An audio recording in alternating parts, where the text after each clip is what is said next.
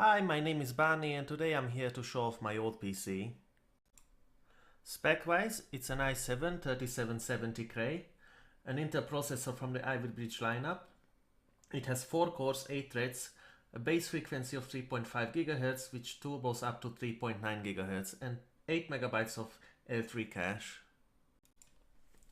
It does feature 16 GB of DDR3 clocked at 1600 MHz, a B75 motherboard which unluckily doesn't allow for overclocking, paired with my 6 GB 1060 from EVGA. Without further ado, let's jump into some benchmarks. All the results gonna be compared to my Ryzen 7 1700. At first stop, we have the Cinebench R15, where we achieve a respectable 679 points, which falls behind the Ryzen 7, but only because it has 4 cores and 8 threads less than the AMD counterpart, but still it is a respectable score. Let's jump into some games. First we have Csgo. On the maximum settings we achieved 164.7 FPS, and a 1% low we achieved 72.7 FPS.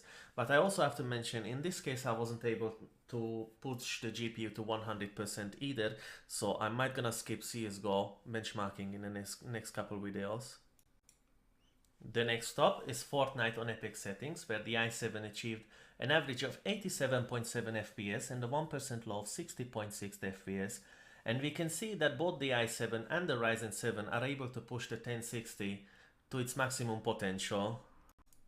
The next stop, Ghost Recon Wildlands on very high settings, and I've chosen this game because it's fairly demanding on both CPU and GPU side, and the i7 achieved 53.4 FPS on average and a 1% low of 42.5 FPS, and it's practically identical to the Ryzen 7 1700. The next game on our list is GTA5, again on the very high settings, where we achieved an average of 77.3 FPS and a 1% low of 49, and again we can see that the Ryzen 7 and the i7 go head to head in this game.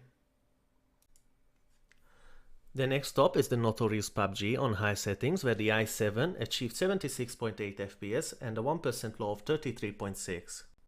The difference between the numbers comes from the state of the game. Unluckily, I had 3 different runs in Pubg with 3 different results. Let's hope that they fix the game and we can have a consistent experience.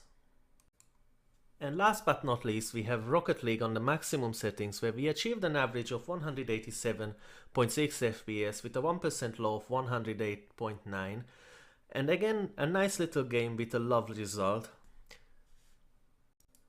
Let's throw some conclusions in here.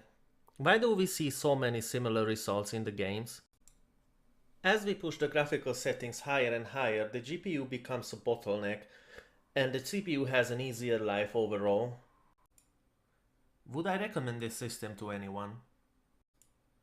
Well, it depends. DDR3 can be a limiting factor for some people, and also there is no upgrade path to this CPU anymore. For people who have an older generation i3 or i5 from the 2nd or 3rd generation, yes, this is an easy upgrade. It's much cheaper than to get a new system.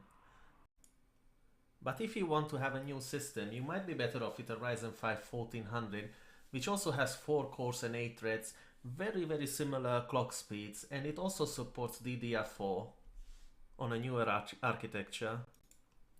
Congratulations, you made it to the end of the video. If this video was a complete garbage, then you know what to do. But if you think it was awesome, you can hit subscribe, you can hit the bell to get notifications, and I hope I see you all in the next one.